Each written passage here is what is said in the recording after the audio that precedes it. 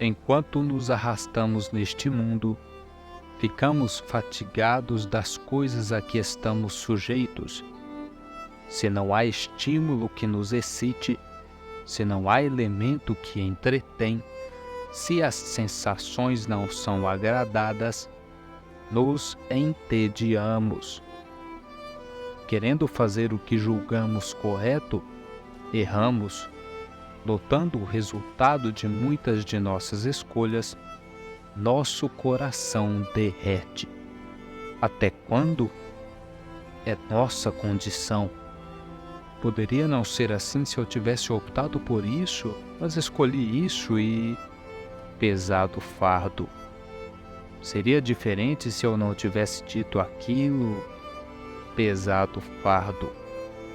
E se eu tivesse dito sim para isso? Pesado. E o coração derrete. Relações despedaçadas, conflitos e mais conflitos. O coração se derrete. É nossa condição. Arrependimentos e mais arrependimentos. Remorso e mais remorso. Por quê? Porque o homem queria ter feito diferente e se arrepende do que fez. É nossa condição. Os crentes estão livres disso? Há sofrimentos que decorrem de escolhas do homem justo, que em sua opinião decidiu. O crente não se livra.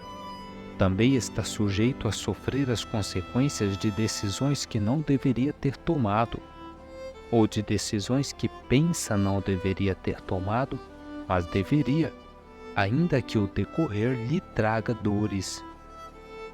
Fato é que a nossa percepção de realidade varia muito, e podemos cair no erro de supor que, assim como estamos sujeitos a sofrimentos decorrentes de escolhas que fizemos, assim como podemos enfadar-nos da nossa condição e em alguns momentos nos entediarmos por falta de estímulos que nos afetem, assim como passamos por um turbilhão de mudanças e variações intermináveis, então todo o mais, numa percepção quebrada, também estaria na mesma condição. Por que é assim? Por causa do pecado. Mas não é assim apenas para os homens.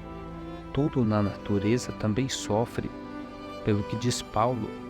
Toda a criação, a um só tempo, geme e suporta angústias até agora. Sim, também a criação sofre a pena da escolha do primeiro casal, que no jardim de delícias da presença de Deus optou pelo mal. Catástrofes e mais catástrofes que, castigando a criação, castigam os homens. Pobres miseráveis, que sofremos a pena por termos pecado com Adão. Enquanto caminhamos neste mundo quebrado, torcemos a realidade das coisas conforme nossa própria percepção, e em nossa ignorância falamos incontáveis palavras, de tal forma que queremos suprimir a realidade das coisas conforme as nossas limitações. Pensamos, é impossível isso, é impossível aquilo, isso aqui só pode ser assim, aquilo não pode ser assim, e blá, blá, blá. Tolices e mais tolices, ao ponto de mesmo alguns crentes, enquanto conjecturam, chegarem a pensar que o céu será entediante, pelo que injustamente se encantam com este mundo, a ponto de desejarem alongar o tempo terreno, e não percebem que com isso alongam a infelicidade.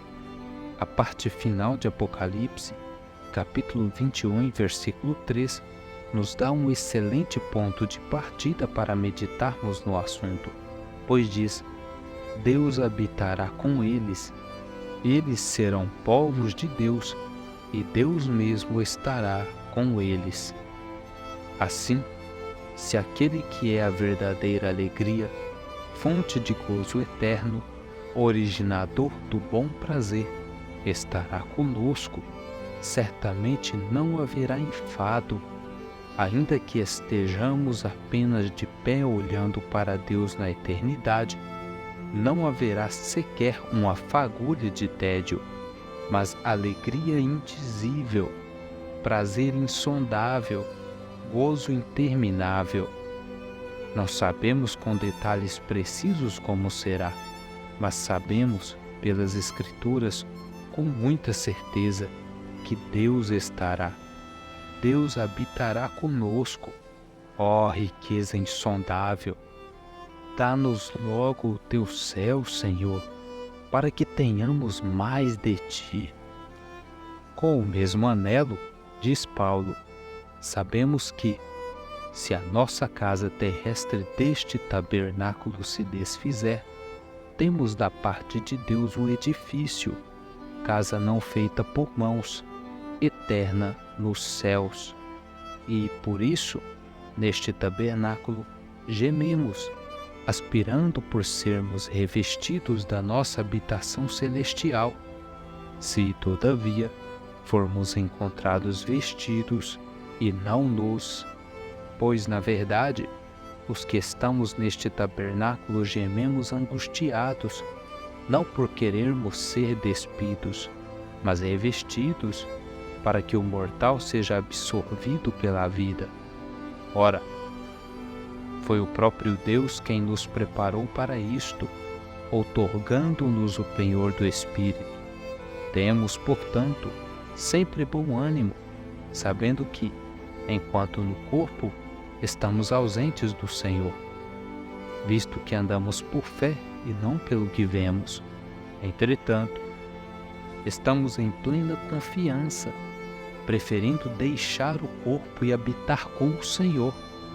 É por isso que também nos esforçamos, quer presentes, quer ausentes, para lhe sermos agradáveis. Ora, nesse texto, o tabernáculo é nosso corpo, e estar despido é estar sem o tabernáculo que é o corpo. Logo, significa estar em morte, e nesse sentido, Paulo prefere deixar o corpo para estar com o Senhor. Por quê? Porque estar com o Senhor é infinitamente melhor, indescritivelmente melhor. Mas o apóstolo deixa claro, não é que ele está ansiando pela morte, não é a morte a razão da esperança, pois se fosse, bastaria matar-se. Não, o que ele espera é ser revestido do corpo celestial, para que este corpo mortal seja revestido de imortalidade, para estar sempre com o Senhor. Querendo alongar o assunto para não deixar mal entendidos, pois pode ser que alguém pense dever matar-se, e longe de nós incitar alguém a tamanha maldade, seguimos com Paulo em Filipenses 1. Porquanto, para mim, o viver é Cristo, e o morrer é lucro. Entretanto, se o viver na carne traz fruto para o meu trabalho, já não sei o que hei de escolher. Ora, de um e outro lado estou constrangido, tendo o desejo de partir e estar com Cristo, o que é incomparavelmente melhor. Mas, por vossa causa, é mais necessário permanecer na carne, e, convencido disto, estou certo de que ficarei e permanecerei com todos vós, para o vosso progresso e gozo da fé, a fim de que aumente, quanto a mim, o motivo de vos gloriardes em Cristo Jesus, pela minha presença de novo convosco. O serviço cristão constrange o apóstolo, que está convencido de que na carne é útil aos irmãos para a glória de Cristo. Com isso, de novo indo ao texto anteriormente citado, nos esforçamos para lhe sermos agradáveis. Está claro, para o apóstolo importa agradar a Deus, e assim deve ser para todos nós. A que chegamos? Apesar de todos os infortúnios a que estamos sujeitos, Não devemos jamais supor que no que há de vir tudo ocorrerá como ocorre aqui. Aqui escolhemos mal e sofremos as consequências das nossas más escolhas. No céu não será assim, pois santidade será a nossa vestimenta. Aqui, se eu não estiver realizando atividades que me causem emoções animadoras, poderei ficar entediado. Isso é por causa do pecado. No céu, não haverá tédio, mas alegria infindável.